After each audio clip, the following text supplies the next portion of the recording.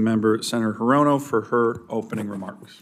Thank you very much, Mr. Chairman, and General Reed, it's good to see you. Thank you very much for your service. Senator Sullivan, it's good to continue our work on this subcommittee, this time you as chair and me as ranking, so we will continue our efforts together. General Reed, thank you for your service to our nation, and I thank the service members under your command around the globe conducting missions even as we speak.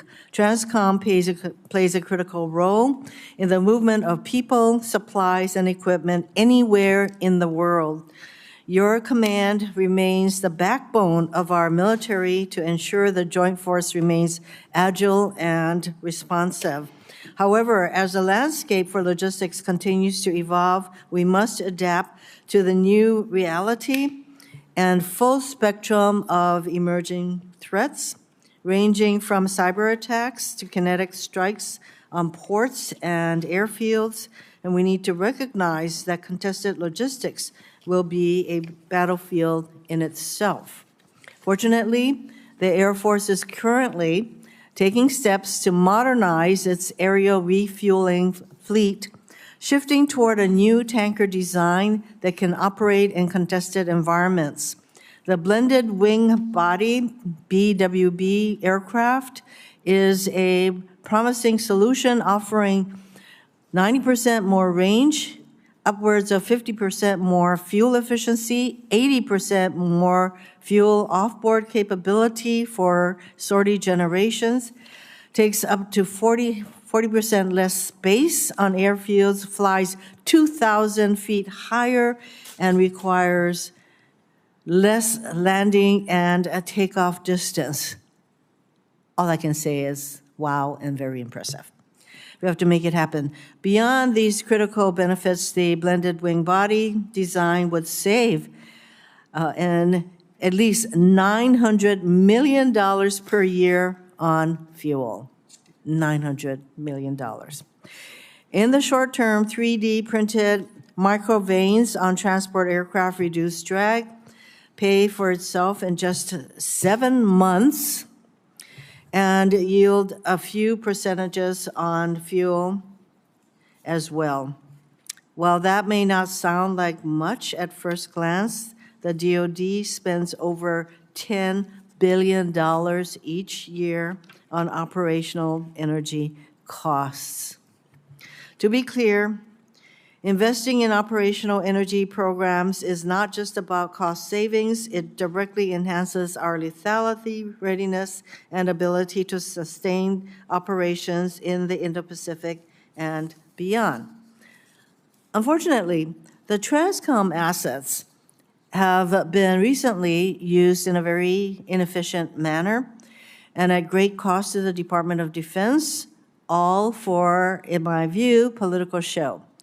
The use of C-17s and C-130s to transport some 5,000 migrants at 3 times the cost of DHS chartered flights, and the DoD electing to do so on a non-reimbursable basis is not only inefficient, but also detracts from our core military mission.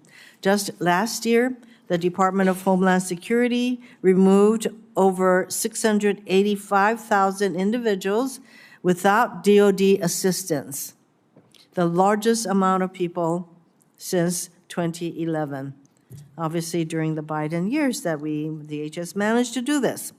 Yet the DoD has opted to fly at least 3 times to India, each trip costing taxpayers over $2.5 million, and at least one of which tasked a refueling tanker to fly from New Jersey to Honolulu, only to return the next day.